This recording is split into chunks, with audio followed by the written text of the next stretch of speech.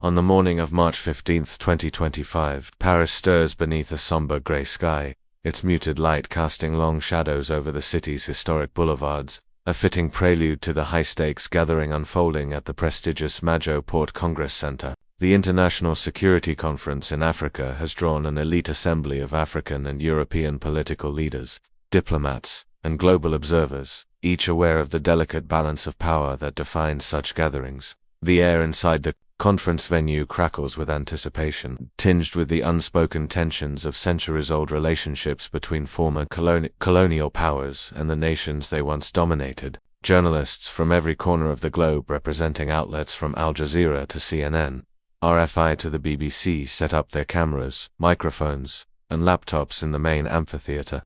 Their movements hurried yet precise, as if sensing the historic weight of the day. The amphitheater itself, a grand space capable of seating 800, is a microcosm of global diplomacy, its front rows reserved for heads of state and government, their delegations fanning out behind them in a carefully orchestrated hierarchy. Colorful flags of participating nations, Nigeria, Senegal, Germany, Italy, and dozens more line the stage, their vibrant hues projecting an image of unity and equality, though the undercurrents of historical imbalances are palpable to those attuned to the subtleties of international relations. At Jodan Centrofin am Ibrahim Traoré, the 37-year-old president of Burkina Faso, arrives with his delegation, his presence commanding immediate attention. Clad in a modest military uniform, its gleaming epaulettes catching the spotlight, Traoré embodies both discipline and defiance. His resolute gaze and measured demeanor signal his awareness of the scrutiny he faces as one of Africa's most outspoken critics of Western influence, particularly France's lingering presence in West Africa since seizing power in a 2022 coup. Traoré has become a polarizing figure, celebrated by many as a champion of African sovereignty and criticized by others as a provocateur challenging the established order. Marie-Claire Dubois, the French protocol manager, greets him with a forced smile, her eyes darting nervously to her tablet as she delivers her instructions in a clipped tone. "Mr. President, your speech is scheduled for 11:15 a.m. You will have exactly 20 minutes.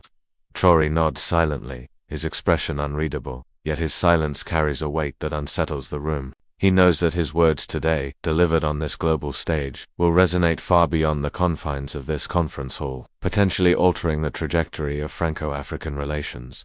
The room buzzes with anticipation as journalists adjust their equipment, whispering among themselves about the young Burkinabe leader's reputation for bold rhetoric. Diplomats, too, lean forward in their seats, sensing that Traoré's address will deviate from the carefully scripted diplomacy of the morning.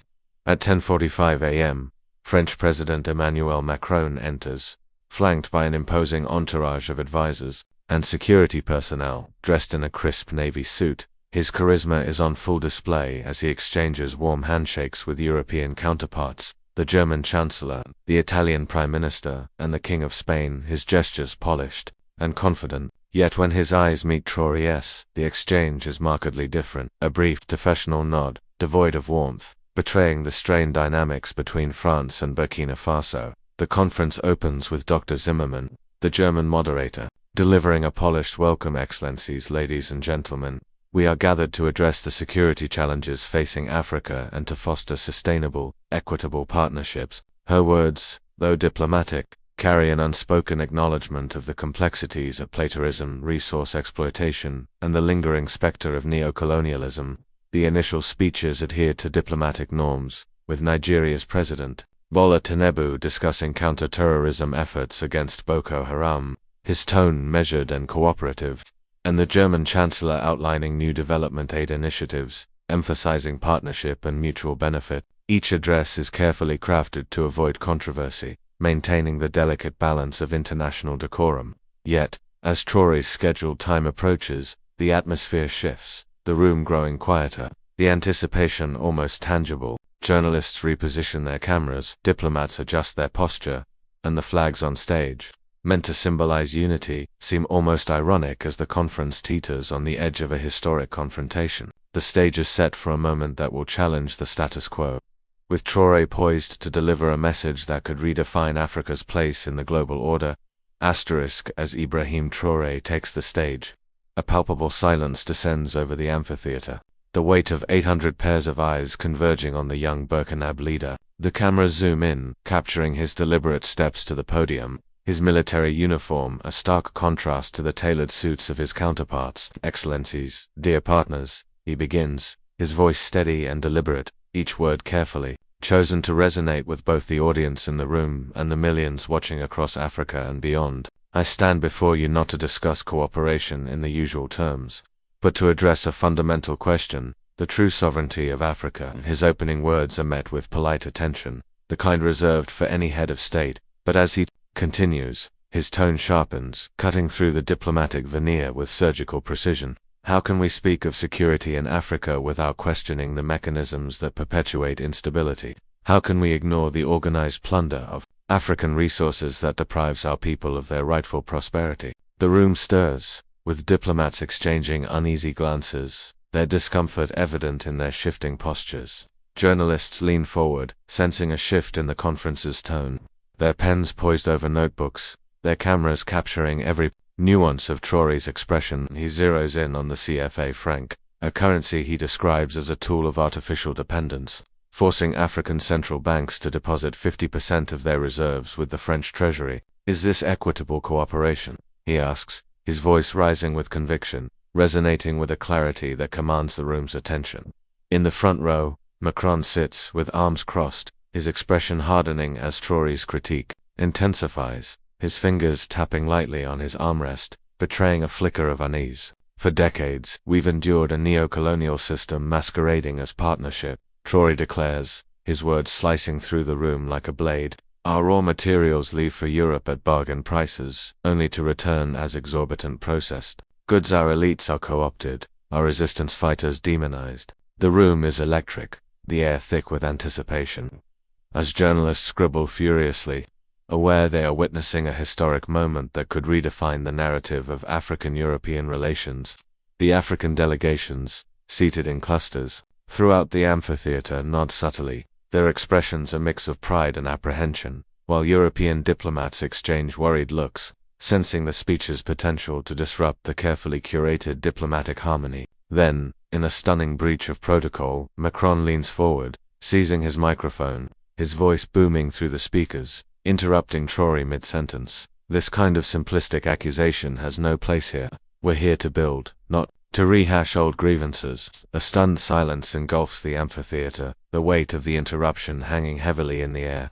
800 pairs of eyes freeze on Traoré as composed expression, a slight smile playing at the corners of his mouth. On Macron's authoritative gesture, his hand still gripping the microphone, on the visibly shaken Dr. Zimmermann, who stands frozen at the edge of the stage, her face a mask of disbelief. The cameras capture every detail, the subtle tightening of Traoré's jaw, the flush creeping up Macron's neck, the shocked expressions of other leaders. Social media erupts almost instantly, with hashtags like Macron interrupts Traoré and diplomatic incident in Paris trending globally, amassing thousands of posts within minutes as users across Africa and the diaspora react with a mix of outrage and admiration. Traoré, without uttering a word, offers a slight nod, his smile enigmatic, and returns to his seat, leaving the room in suspense. The weight of the moment palpable. Dr. Zimmermann, regaining her composure, announces a 20-minute technical break, her voice trembling slightly as she struggles to maintain control. But all present know that something irreversible has just occurred, a moment that will reverberate far beyond the conference hall, challenging the very foundations of Franco-African relations. The interruption, a rare and bold act in such a setting, underscores the deep tensions between African aspirations for sovereignty and the lingering influence of former colonial powers, setting the stage for a diplomatic firestorm that will echo across continents. The break transforms the Congress Center's corridors into a hive of frenetic activity, with diplomats huddling in whispered conversations, their voices low but urgent, as they dissect the unprecedented interruption. Journalists race to file reports, their smartphones buzzing with notifications as they upload live updates to their networks. In the VIP lounge, Traoré remains calm, surrounded by his delegation, who are visibly indignant. Colonel Jakuba, Sabre, his security advisor, leans in, his voice tight with anger. Mr. President, this interruption was unacceptable. We should consider leaving the conference. Traoré, however, remains composed, his eyes scanning the Rumors he strategizes with his communication director, who informs him that 2 million viewers across Francophone Africa watched the incident live, with millions more likely to see it through social media reruns. A discreet smile crosses his lips as he murmurs, "They all saw what just happened." The realization that the interruption has amplified his platform seems to steady him, his resolve unshaken. Meanwhile, in an adjacent lounge, Macron's advisors scramble to contain the fallout, with Jean-Baptiste Lemoyne, his African affairs advisor, framing the interruption as a necessary correction to Traoré's exaggerated claims. Macron, however, appears unsettled, his brow furrowed as he whispers to an aide, "He didn't react. It's strange. I expected a theatrical exit." The French delegation's attempts at damage control are overshadowed by the frenetic energy in the press area, where journalists like Momo Duconnet of RFI report feverishly, his voice urgent as he dictates into his phone. Macron interrupted. Traoré mid-speech on neocolonialism, a major diplomatic incident. Social media amplifies the moment, with hashtags shifting from Traoré humiliated to Traoré stands tall, as posts from African users express a surge of pride and indignation as Senegalese users tweet, "Macron interrupts an African president in front of global cameras. March 2025, and we're still here," garners hundreds of retweets in minutes. African leaders, convening informally during the break, voiced their dismay. Senegal's President Bassirou Diomaye Faye, young and outspoken, denounces the paternalistic attitude, while Tanzania's President Samia Suluhu Hassan calls the interruption a breach of respect, stating, "An African president cannot even finish his speech." The Niger ambassador to UNESCO confides to his Malian counterpart, "Macron has made a grave mistake. He has elevated Traoré without realizing it." As the break nears its end, Dr. Zimmerman meets both leaders separately, her tone diplomatic, but strained. To Macron, she suggests, "Mr. President, perhaps you could express regret for the form of your intervention." Macron shakes his head, resolute. He made unacceptable remarks. "I can't let such accusations pass." To Traoré she pleads, "Excellency, would you consider resuming in a more conciliatory tone?" Traoré, his expression kind but firm, responds, "Dr. Zimmerman, I respect your position, but I cannot dilute the truth to spare sensitivities." The amphitheater fills again, the atmosphere heavy with expectation, as participants brace for the resumption, knowing the next moments will define the scope of this diplomatic crisis. Journalists sharpen their questions, cameras reposition, and the stark contrast between Traoré's calm resolve and Macron's tense posture is evident. The two men separated by a few meters, but a chasm of historical and political weight. The stage is set for Traoré to reclaim the narrative, his response poised to resonate far beyond the conference hall. As the conference resumes, Traoré returns to the podium with striking composure, his presence commanding the room despite the earlier interruption. His voice, steady and pedagogical, cuts through the tension. "Excellencies, dear partners, I'm not here to oppose France or seek confrontation, but to speak for African dignity and our legitimate aspirations." He reframes the interruption, as emblematic of a culture of condescension that silences African voices.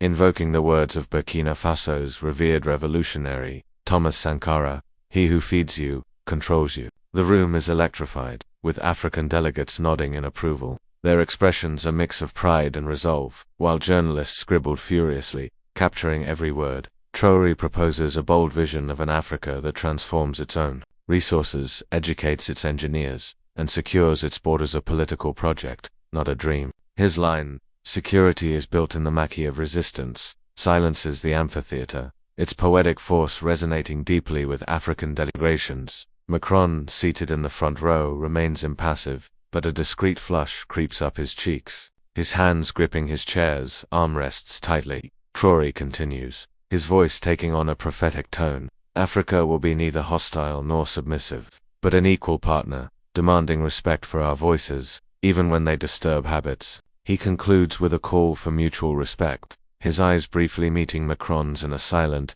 charged moment that speaks volumes.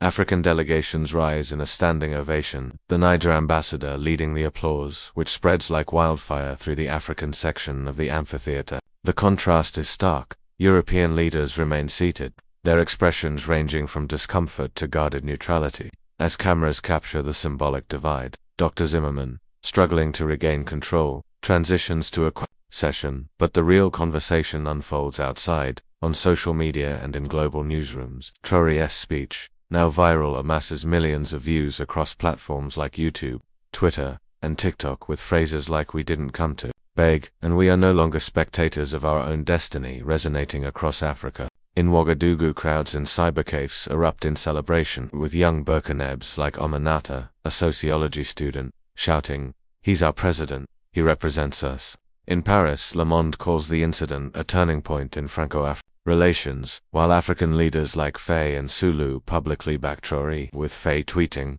"Solidarity with President Traoré. Africa has the right to speak with dignity." Universities across the continent, from Dakar to Kinshasa, integrate his speech into curricula, with students hailing it as a manifesto for a new Africa. International media, from CNN to Al Jazeera, praised Traoré's stand, with a flash poll showing 47% of African internet users supporting him and, surprisingly, 43% of French respondents believing Macron should have let him finish. The moment, born from a diplomatic slight, transforms into a Pan-African awakening, with Traoré's words echoing as a clarion call for dignity and sovereignty, reverberating through African capitals and the diaspora alike. The aftermath reshapes African and global discourse, with Traoré's speech becoming a cultural and political phenomenon that transcends borders. By June 2025, his words, particularly "we are no longer spectators of our own destiny," adorn T-shirts, graffiti, and banners across African capitals, from Lagos to Casablanca. Artists like Youssou N'Dour and Amadou and Mariam produce music celebrating African dignity, with Amadou and Mariam's acoustic track "Spectator" Nevermore amassing 3 million streams on Spotify in days. The Pan-African Parliament in South Africa passes a unanimous resolution supporting Traoré, with 312 votes in favor, marking one of the most united moments in its history. In Europe's African diaspora, pride surges, with community screenings of the speech in Brussels, London, and Berlin, and young people like Mamadou Diallo, a Frenchman of Malian origin, expressing newfound pride in their heritage. Macron's attempts at damage control, including an interview with Le Figaro where he acknowledges the steep form of his interruption, fall flat, as African media like Gen Afrique dubbed Traoré the voice of New Africa. In Burkina Faso, schoolchildren recite his words, and a viral photo of Macron leaving the conference early, contrasted with Traoré surrounded by admirers, titled "Departure and Arrival," becomes a defining image of 2025. At the summit of emerging African leaders in a new amphitheater at the University of the Future, African Traoré's speech is replayed, moving young attendees like Fatou Benetta and Daya, a 28-year-old Senegalese entrepreneur, to tears. In Atlanta, African Americans march in solidarity, with Reverend Marcus Johnson declaring, "When Africa stands tall, we all stand taller." The shockwave, sparked by 10 minutes of defiance, signals a historic shift, with Traoré emerging as a Pan-African icon. His message of equality and respect reverberates globally, inspiring a new generation of activists, artists, and leaders. In Abidjan, rapper DDB releases a freestyle inspired by the speech. Its chorus, "Africa Standing," finished "Yes Dad," becoming a viral anthem. In universities from Dakar to Kinshasa, professors analyze the speech as a case study in transforming a diplomatic incident into a victory for African dignity, proving that sometimes history pivots on a single moment of courage, one that will continue to shape the continent's future for generations to come.